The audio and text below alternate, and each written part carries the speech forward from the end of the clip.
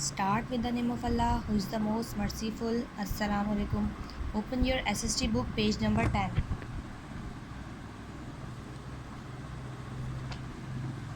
Page number 10, unit number 3, reduce, reuse and recycle.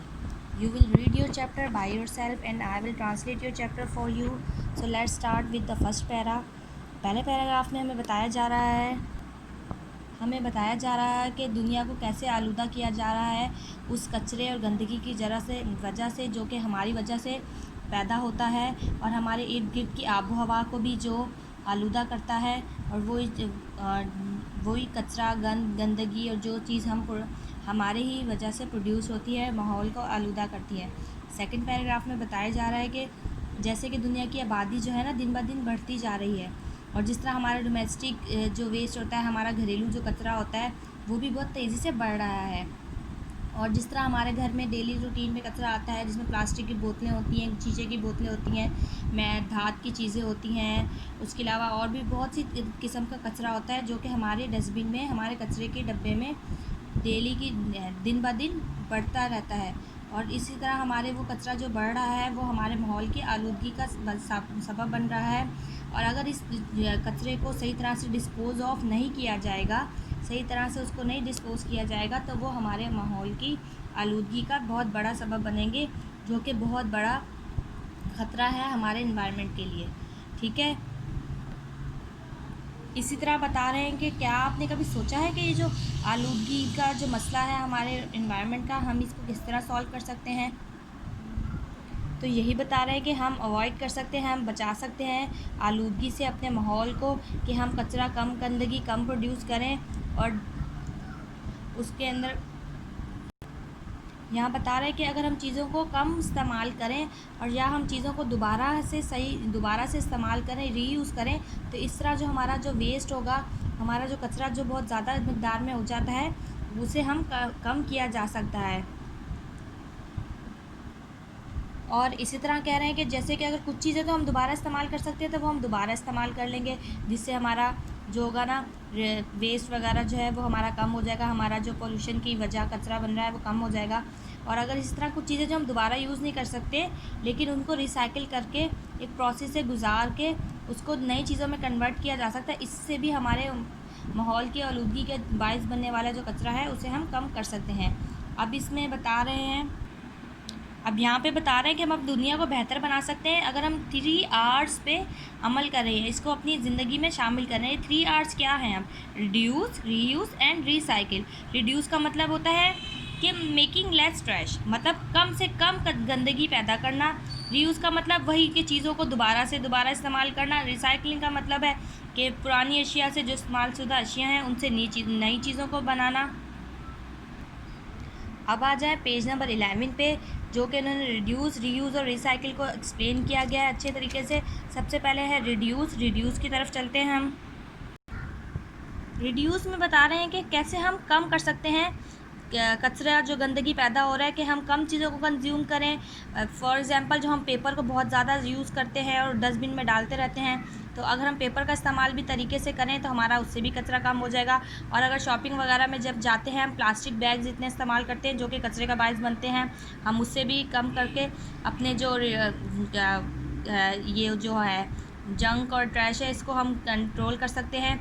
और अगर इसी तरह हम जो मैन्युफैक्चरिंग वाले हैं वो अगर बनाते हैं चीज़ें, उसमें पैकेजिंग वगैरह में कम से कम प्लास्टिक वगैरह की चीज़ें इस्तेमाल करें। इस तरह प्रोडक्ट्स वगैरह को, मतलब कोई भी चीज़ आप किसी कंपनी में बना रहे हैं या घर में इस्तेमाल कर रहे हैं या आप शॉपिंग पे जा रहे हैं, तो कोशिश करनी चाहिए ऐसी चीज़ें ख़रीदी जाए जिसमें रिड्यूस हो जंक, ताकि हम लोग लॉन्ग लास्टिंग चीज़ें ख़रीदें जो हमारी देर से ख़राब हों और लॉन्ग लास्टिंग हो, देर तक रहें और हमें ज़्यादा जल्दी उन्हें डस्टबिन में ना फेंकना पड़े। इस तरह हमारा जो गंद कचरा जो हमारे माहौल को आलूदा कर रहा है उसे हम कम कर सकते हैं। अब यहाँ पे आ जाते हैं रीयूज़। जैसे मैंने आपको पहले बताया था कि जिनकी लॉन्ग लाइफ होती है वो कुछ प्रोडक्ट्स ऐसी होती है जिनको हम बार बार इस्तेमाल कर सकते हैं।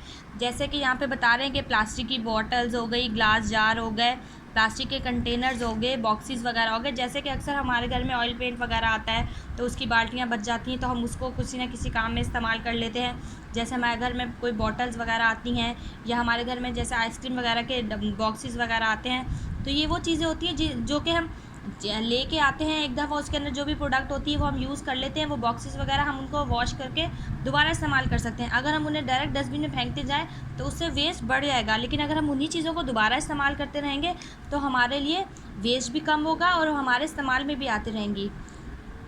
इसी तरह हमें चाहिए कि ये जिस तरह एग्जांपल बता रहे हैं, ग्लास जार, प्लास्टिक बैग्स और बहुत सी ऐसी चीज़ें जो बहुत दफ़ा इस्तेमाल की जा सकती हैं, बजाय इसके कि उनको एक ही दफ़ा इस्तेमाल करके डस्टबिन में डाल दिया जाए। अब यहाँ पे बता रहे हैं रिसाइकलिंग जो है ना, वो बेसिकली जो हम कहेंगे कि एक चीज़ को इस्तेमाल किया उसके बाद हम उसको उस हालत में दोबारा इस्तेमाल तो नहीं कर सकते, लेकिन हम उसको किसी प्रोसेस में से गुजार के नई चीज़ की शक्ल देकर दोबारा इस्तेमाल कर सकते हैं। रिसाइकलिंग कहते हैं कि कोई भी चीज़ आपने इस्तेमाल की और उसके बाद वो आप उसको डस्टबिन में फेंकने के बजाय उसको किसी ऐसे प्रोसेस से गुजारो कि वो दोबारा इस्तेमाल के काबिल हो जाए। रिसाइकलिंग का एक प्रोसेस है जो कि बहुत ही बहुत तरक्की पजीर और तरक्की याफ्ता ममालिक ने इस्तेमाल किया है। ये चीज़ों को दोबारा से रिसाइकिल करके दोबारा से मार्केट में लाते हैं। दोबारा से वो चीज़ें, प्लास्टिक की चीज़ें हो गई और बहुत से पेपर है, इसको दोबारा से बनाया जाता है।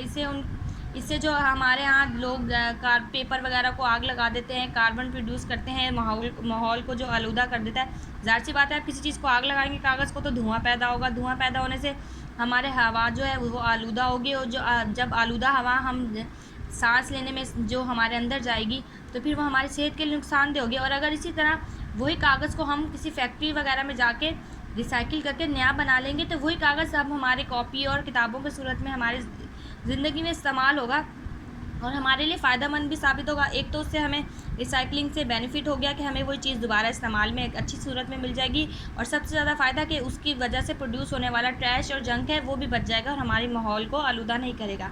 इस चैप्टर का बेसिक मकसद यही था कि हमें इस चीज़ की अवेयरनेस दी जाए, कि हमें बताया जाए कि दुनिया में जितनी आलूदगी पैदा हो रही है, दुनिया को पोल्यूशन जितनी बढ़ रही है, ये फैक्ट्रीज़ की वजह से, कंपनीज़ की वजह से और दूसरा घरों की वजह से, हर छोटी से छोटी चीज़ हो या बड़ी से बड़ी चीज़ हो जो माहौल को आलूदा कर रही है, अगर उसे किसी ना किसी तरीके से रोका जा सकता है तो हमें उसे ज़रूर रोकना चाहिए। जिसकी वजह से इस चैप्टर में हमें 3 Rs का बताया गया है, रिड्यूस, रीयूज़ एंड रिसाइकिल। इन तीनों को हम अपनी एक आम इंसान को भी अपनी ज़िंदगी में देखना चाहिए, और एक जो कंपनी में बैठा मैन्युफैक्चरिंग प्रोसेस में लगा हुआ इंसान वो भी देख रहा है।